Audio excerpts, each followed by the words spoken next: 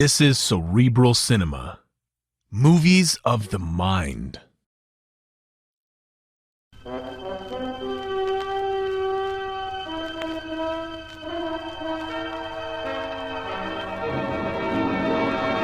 I have been here. The Grey Goose, Adventures of a Modern Robin Hood.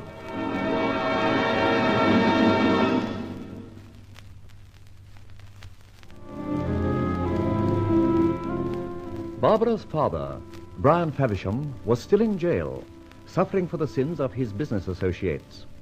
Barbara and I dubbed them the 40 Thieves.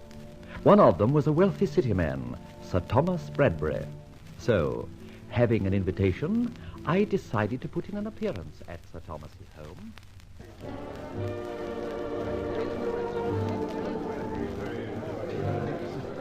Lovely party, Lady Bradbury. I'm so glad you're enjoying yourself, Mr. Fletcher. Mr. Fletcher? Well, Roland. Ah.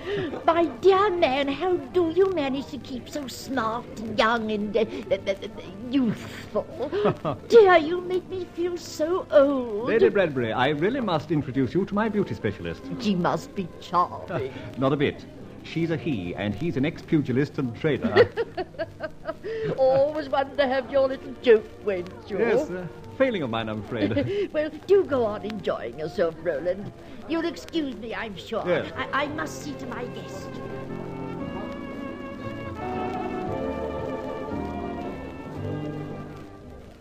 Quarter past. Must get a move on. Gosh, what a crowd. Never noticed me going upstairs. I hope.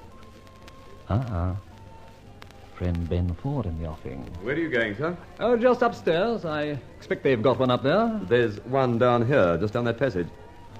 Good heavens, Roland Fletcher. Well, if it isn't the university sleuth. Ben Ford, how are you? Didn't know you knew our fat ladyship Bradbury. No, tonight's my first experience of the lady. Matter of fact, I'm here on business. Business? But there's a party on. Oh, I see. Hence the fish and chips. That is the business. You see, Rolly, there's quite a lot of wealth and what have you here tonight. But what's that got to do with you? Well, there's a very particular, not to say spectacular, cracksman at work lately. Very clever devil, too. You don't say. I do say. He's got some bug in his hair that he's a modern Robin Hood. That's from his point of view. But it doesn't work today, not these days. The Yard takes a very dim view of the whole affair. It was thought he may decide to operate tonight. At Lady Bradbury's at home? Yes, at Lady Bradbury's at home. Huh, terrible. And so you and your sleuths are on the mark, ready to make an immediate arrest. If he tries anything, yes. But I may say I don't think he'll show up tonight. It's too obvious. Oh, you think so? Yes.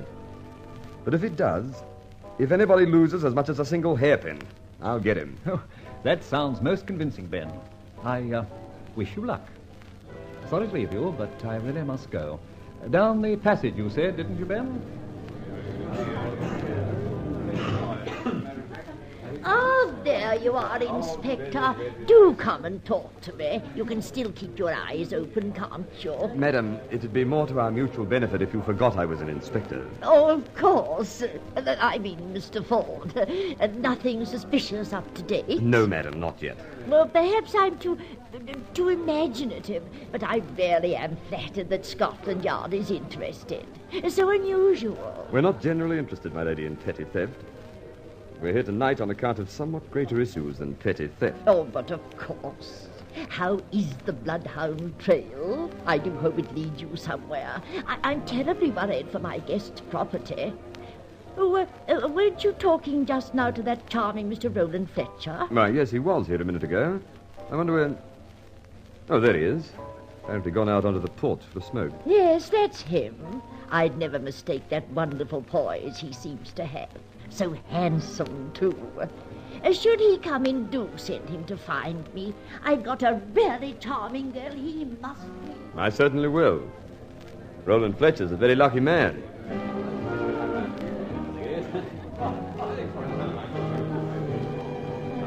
With Ben Ford in the main hall, I think I'll make for the back stair.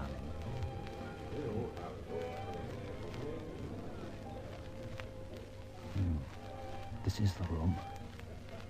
Ye gods. A glimmer of light under the door. Let's put on my mask, it seems. Somebody at the safe, obviously. Police, police. Oh, dearie me, where are you? Well, here goes. Stick 'em up, pal. Blimey, you're tough. Straight, Governor, I ain't done nothing. Oh, no? Stand up and shut up and chuck that torch over here. All right. Now, let's get a good look at you. Well, I'm jiggered. The famous, or infamous rather, Sam Burnett. Look here, Governor.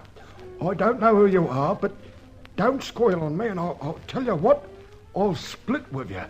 50-50. Split with me, you rat. What do you think I am? I'll tell you.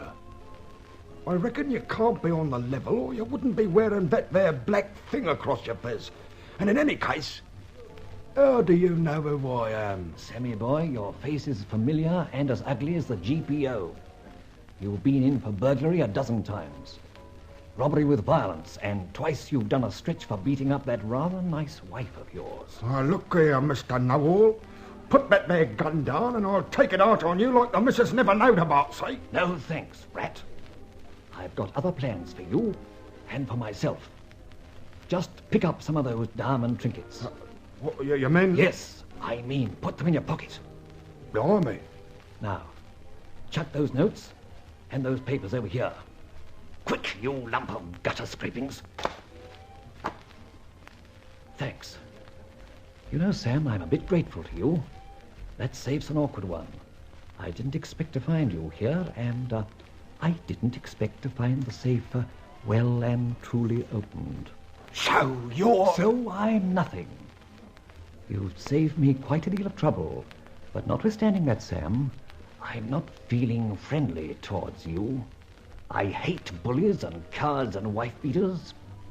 As a matter of fact, we're well met. I didn't expect to pay off 2 scores, one on you and the other our host. So now, Sam, much obliged as I am for the safe opening, here's one for the wife, and 1, 2, 3, and 4. Out to it. What a coincidence, Samuel. You'll lie just by an open safe.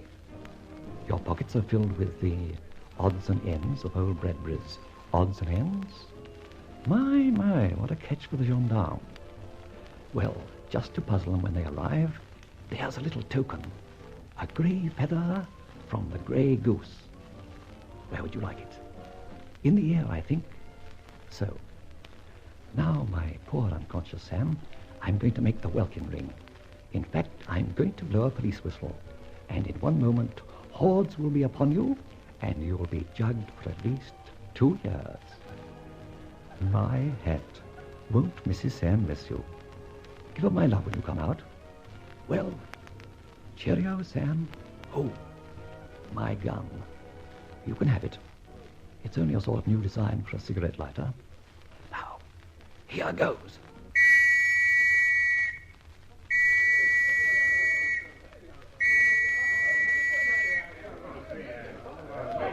And now me for the back stairs and out into the night. Home only, and don't spare the patent leather shoes.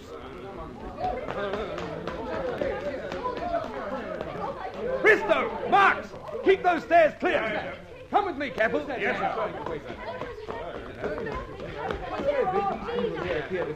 So what's on up here? Well, I'm jiggered. Capel, put the cuffs on that man. Yes, sir. And quiet, everybody!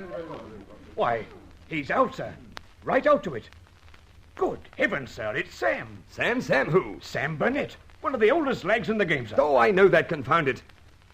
And I can see something else. Yes, sir. A grey feather in his ear hole. Yes, a grey feather. Capel, Yes, Inspector?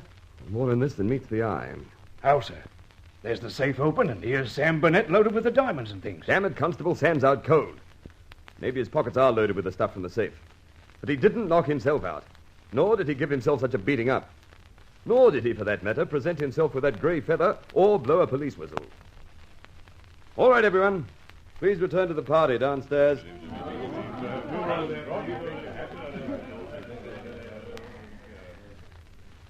This is the work of the Grey Goose. And Sam Burnett, isn't he? That's one thing certain. Well, that's another one up to the Grey Goose.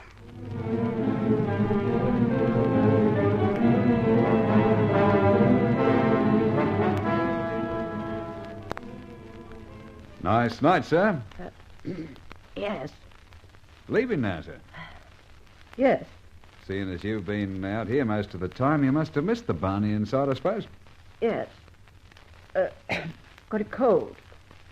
Good night. Good night, sir. Well, I'm darned. Reckon Mr. Roland Fletcher's at it. He ain't very talkative tonight.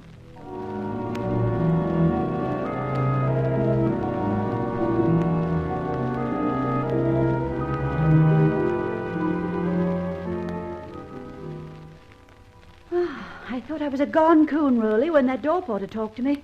All I could say was... yes.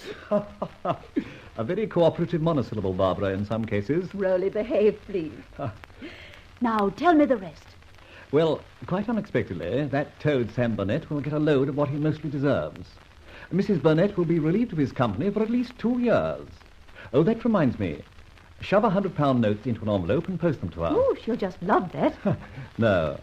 No, strange enough, darling, Mrs. Burnett is one of those women who would rather have 2 black eyes and her husband around than even £1,000. Women are like that. Rolly! Would you like a poke at my eyes? Not for the moment, darling. We've got other things to do. There's the Bradbury papers. Oh, I'd forgotten. I hadn't. From that safe that Sam so conveniently opened, I procured a very substantial amount of bearer bonds. Release them on the market tomorrow, and the Bradbury millions will melt away to nothing. Good. And then? There's enough other company notes of bad flotations, etc., to get him 10 years. And my father? Not yet, my dear.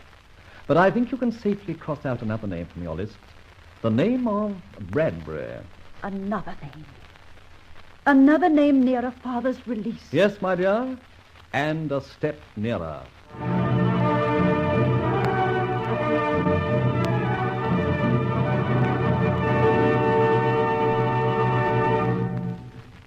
Listen again for the next adventure of Roland Fletcher, freebooter, modern Robin Hood, the man they call the Grey Goose.